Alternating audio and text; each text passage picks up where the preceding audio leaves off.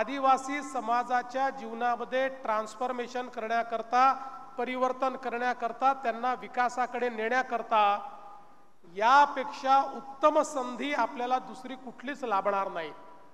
कारण या योजनेमध्ये प्रत्येक या 650 गावांपैकी प्रत्येक गावामध्ये 25 प्रकारच्या योजना राबवायच्या आहेत आणि या योजना सॅच्युरेशन पद्धतीने राबवायच्या आहेत।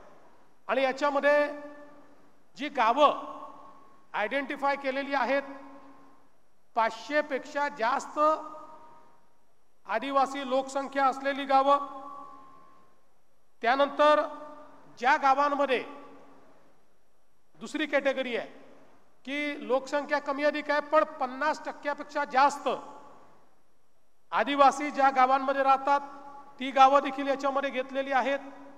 आणि आपले जे 4 आकांक्षी जिल्हे आहेत, पालघर, गडचिरोली सारखे या 4 आकांक्षी जिल्ह्यामध्ये गावामध्ये 50 जरी आदिवासी कुटुंब असली किंवा आदिवासी लोकसंख्या असली तरी ते गाव हे धरती आबा योजनेमध्ये या ठिकाणी इन्क्लूड झालेला आहे।